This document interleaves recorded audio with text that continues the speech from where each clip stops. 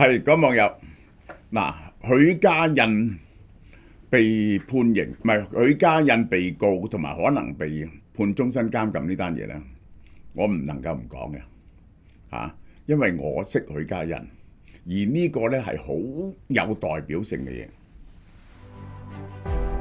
拒絕無效護膚，微刺感就係肌膚甦醒嘅絕對信號。Dr. Bargo 微針精華，顛覆膚質，重塑無瑕透白，突破極限，蘊含99,900條專利積雪草精華微針，強勢打開基底通道，秒速擊退泛紅粗糙。想拯救肌膚，潮貓貓超市全線有售。呢一個微針系列嚇抵到不得了。呢間 Dr. Bargo 咧係韓國最出名嘅微針公司嚟㗎啦，呢個係嚇，呢個係最出名嘅，呢個係。咁係用啲珊瑚微針啊，呢個咧係100針嘅，咁就貨普通。你初咧唔係好慣嗰時咧，你就用呢個。如果你中意 heavy 啲嘅咧，就呢個係400針，超特價88蚊，138蚊。2026年4月13號、14號，恒大創辦人許家印喺深圳正式受審，唔打單官司，多項控罪表示認罪悔罪。呢個時代巨頭終於隕落，整個房地產泡沫非常有代表性嘅一個人就許家印，涉及8項重大控罪，佢被控。恒大地產、恒大集團被控詐騙、財務造假，嗰盤數係假咗幾千億，然後咧佢拎盤假嘅數就係去借錢，咁呢個咧就變咗叫詐騙，挪用資金啲錢咧去自己用，非法集資嗱，整咗幾百億，就用恒大嘅名咧，就用理財嘅方法集資咗幾百億，咁呢個咧就已經係可以判死刑嘅，原理上係商業賄賂。好笑，賄賂特登講明係商業賄賂，即係已經唔講佢捐咗幾多，俾咗賄賂政府嗰啲人，完全唔講，因為咧太大鑊啦。我諗人人有份，習近平係冇嘅，其他人差唔多廣東省同政治局咧，人人都有份，咁大筆數違法放貸。資金外逃，套現啲錢走咗。許家印落馬，唔係一間民營企業家嘅刑事案件，係中國房地產高槓桿模式全面失敗嘅一個象徵性嘅結算。嗱，許家印，2009年佢初嚟香港上市嚇，我講我點識嘅，我點解會識佢咧？就因為咧，阿朱太請佢食飯，咁我見過佢3、4次，一齊食飯2次。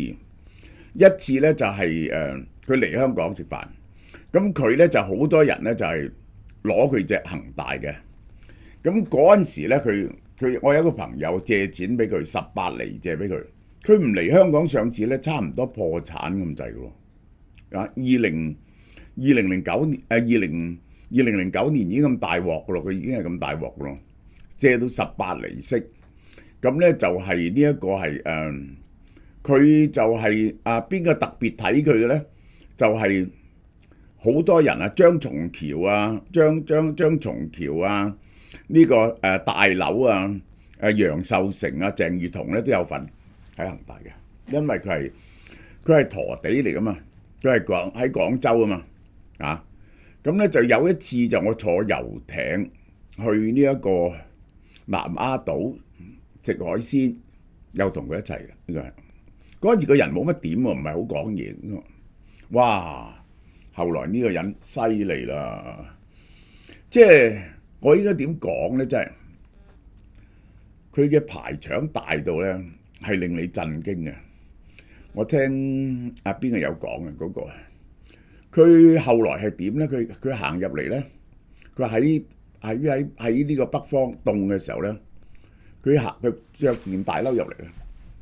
佢一喐個膊頭啫，後邊有條友就即刻同佢接咗件大褸，然後佢兩個手指撳，即刻即刻點着咗嘅雪茄擺喺佢手度食，食完之後佢咁樣拎咧，就即刻人有個煙灰盅俾佢整熄佢，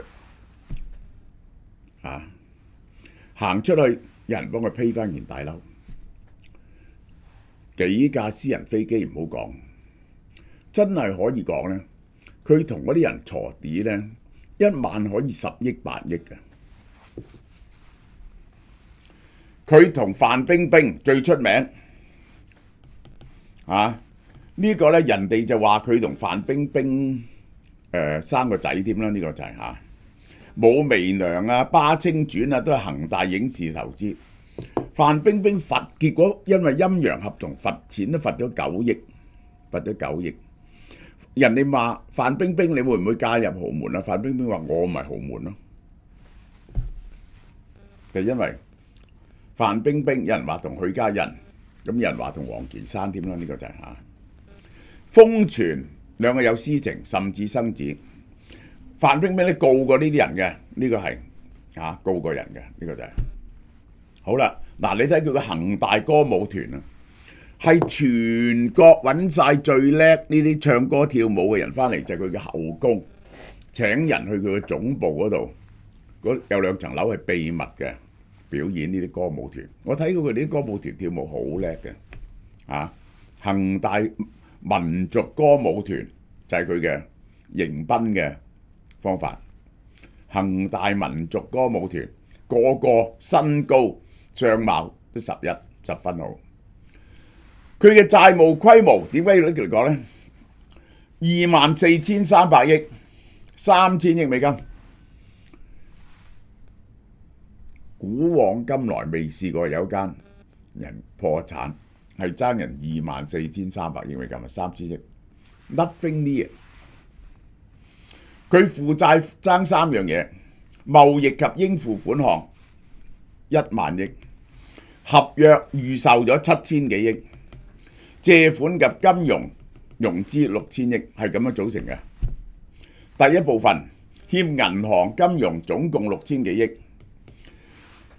喺香港借嘅有1000幾2000億，境外嘅1000幾2000億，然後國內呢，其實呢4大銀行咪借好多俾佢喎，佢反而嗰啲地方銀行啊好慘啊！佢去到嗰啲地方銀行，梗係嗰啲省級嘅官僚呢，就係擁嗰啲人借俾佢啦，借好多錢，蝕死佢哋。佢嗰間瀋陽銀行，佢係大股東嚟㗎，整咗成1000幾億，淨係間瀋陽銀行成1000億。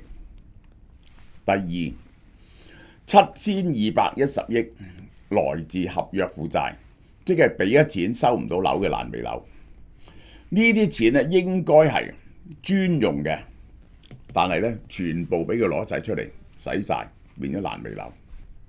第三，貿易及應付款項，呢個應付款項成1萬億，材料建築材料已經爭5961億，呢個就包括咗工程費用啊、園林啊、各式各樣嘅嘢，佢就拖住人哋啲數，到期咧。佢就俾啲商票人，而家BYD 咧就係咁做，長期拖欠承建商同供應商，結果呢班人俾佢拖咗1萬億。呢24,300億邊個負擔咧？嗱，呢個就表，呢個就係個表底層就係個供應商，中層就係呢7000億，頂就係金融。恒大模式嘅核心邏輯係點呢？大規模攞地，佢1996年先至開始創業，佢點可以碌到咁大呢？呢個人係曾經係做過乜嘢？做過淘大糞嘅，即係呢個係倒屎嘅，呢個係點樣爬上嚟呢？獲得土地。然後咧，立即進入預售階段，攞翻啲資金，預售款又去買個更大嘅地，然後又預售，咁樣不停碌大。然後咧就大量借貸，極高槓桿。嗱，呢啲咧就係馬雲嗰啲嘅經營模式啦。我覺得嗰啲班人係好叻㗎。你 TikTok 呢個係好叻㗎，拼多多呢2個人喺咁嘅競爭環境入邊都跑出嚟，唔好講話馬雲、馬化騰、恒大房地產，佢係資本密集嘅，即係你做呢啲科技創新咧，你好快發大達咧，冇辦法，呢啲係啱嘅，輕資產，業務擴張得快，你做得叻唔啊？房地產你點夠李嘉誠做啊？90幾年你做，李嘉誠已經係亞洲首富啊，世界頭幾名，李嘉誠唔夠佢哋做，因為咧佢哋好肯賄賂，同埋咧搏命，激進借貸、極端擴張、低利潤、高速資產周轉，一路倚靠。其實政府唔托市一輪咧，佢就死㗎啦。呢個現金壓力好高，如果個樓宇回跌就瓜啦。2017年亞洲首富嗰年啊，佢係賣咗7000億樓。只要樓價繼續上升，銷售擴張咧，呢個圈咧就得嘅。但係如果銷售放緩，融資收緊咧，整個資金鏈咧就崩潰㗎啦。嗱，第一步攞咗啲地翻嚟先，佢就有訂啊，攞啲地翻嚟，然後咧迅速就將佢賣，咁於是資金進入咗監管戶口，佢又借嚟，呢個係再買，咁樣不停循環。嗰個問題就係個資金抽走咗，本來係應該咧係愛嚟起樓嘅，抽走咗。呢個致命傷，如果樓市見頂啊，賣唔到樓咧，呢度斷咗，翻唔到轉頭，俾唔到錢。嗱，佢嘅作假係證實咗嘅。恒大地產2019-20兩年涉及系統性收入造假，係主觀違法嘅信用欺詐行為，做咗幾多假數出嚟？呢個係2019年假數2100幾億，2019年、2020年3500幾億，5600幾億。中國證監會裁定失實財務數據，幾千億，用嚟支持龐大嘅發債融資，呢個係蓄意欺詐，呢個就係點解咁巨額持續2年嘅財務造假？為核數師、保薦人、法律顧問、市場監督、證監會喺邊度？引發咗對成個金融審核體制嘅深刻質疑。大陸、香港證監會喺邊度？2008年成件事我講俾大家聽，金融危機出嚟，溫家寶整4萬億，4萬億咧落到地方。又俾地方借錢，夾埋咧整咗20萬億，嗱就係由呢刻就推動咗中國嘅經濟由出口帶動咧，就變咗係房地產同埋基建帶動，地方政府、金融系統開發商一齊谷落呢個泡沫度，制度容忍極高度嘅槓桿操作，而且極多嘅灰色地方，一路推到爆為止。其實分為4波嘅，我講俾你聽，分為4次推上去，喺10幾年內，終於去到2019年、2021年係巔峰。嗱，2019年咧已經52萬億美金，將近400萬億。無論係點，呢個規模咧係當時美國住宅市場嘅2倍，係世界上有資產泡沫以來咧未曾見過有52萬億嘅泡沫嘅，冇人見過。呢個就係21年、22年大陸再封城咧，個泡沫全面爆發啦，而且根本喺1920年咧就已經講咗嗰啲房地產咧係住嚴炒，同埋咧3條紅線啊嘛。佢19年開始，20年咧開始陷入危機，21年開始違約，預售停本停工，收唔到樓要還按揭，大鑊賣咗樓。嗱，我哋再講下呢個2008年起點，溫家寶開始搞先，推基建，搞咗20萬億，一推到2012年咦持續唔到落去喎，咁點啊？習近平上台再推，2014年第二個關鍵，股市崩，金融危機，於是立即啟動棚改。棚改係點啊？所有城市嗰啲違章建築拆晒佢，賠錢俾你哋，俾現金你哋去買樓，使咗20萬億。許家印喺2014年爭啲破產啊，就俾棚改救咗佢，一路推上嚟。2017年推到巔峰，佢冇學精到。好啦，佢其實2017年、18年咧，佢已經出現問題啦。佢盤數實在冚唔埋，佢一路咧就做假數，將好多錢咧就拎嚟派息，自己袋咗成1000億走噶。咁亦都叫啲 friend 好似劉鑾雄買咗佢好多呢一個嗰啲債券，高息債券，然後咧佢又攞啲錢咧買翻劉鑾雄嗰啲物業。好啦，到最後一次救佢唔到啊！2020年疫情，經濟下垂，又再大量放水，再托翻上去，所以最後一次高峰喺2021年，2021年一路跌到今時今日，大部分嗰啲地方嘅樓啊，已經變咗係僵屍。惠州樓100幾萬一間，過千尺啊！千零尺嘅海景，而家20幾萬，好嘅20幾萬，唔好嘅10幾萬，仲要冇人買。好啦，居民將大部分儲蓄投入物業，嗰個樓價根本係唔可以 afford 嘅，我可以話俾你聽。結果呢，用6個銀包嚟到買樓，我睇見嗰啲人呢，有錢啲嘅，係咪有2、3間樓？呢個真係大鑊。為咗結婚，男女雙方老豆老母兩邊老豆老母6個人夾份買層樓，52萬億嘅資產泡沫係現代史上嘅極端異常。美國住宅規模呢，即係中國嘅一半，呢個係美國有錢過中國咁多，中國嘅樓貴過美國，資產總值同家庭財富極度集中。對整體經濟增長絕對綁架，係大概佔咗中國經濟大概30%度。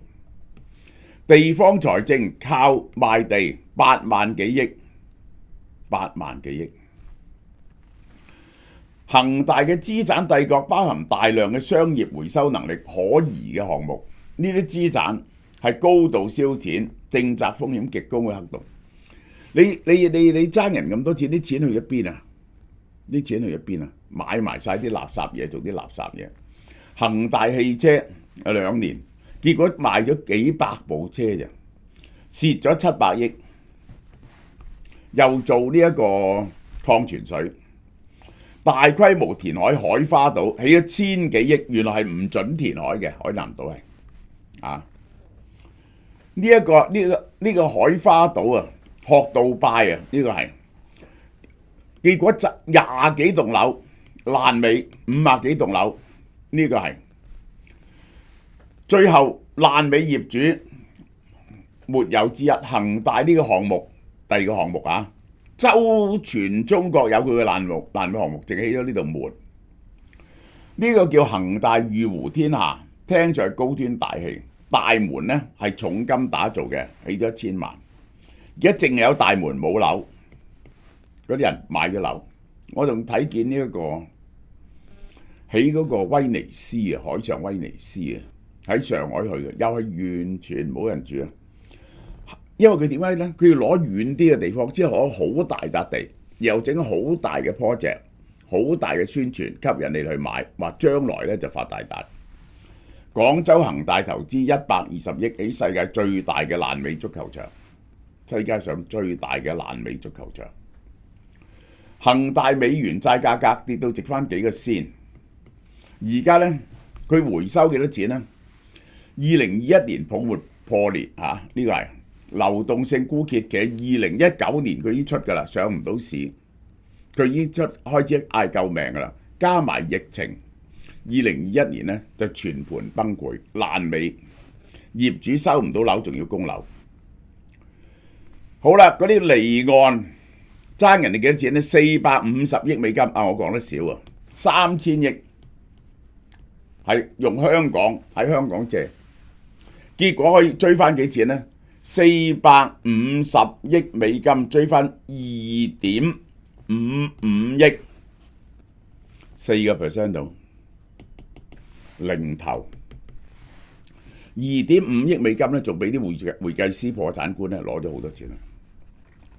香港係咪有清晰有震懾力嘅有冇追究過呢？我淨係講香港。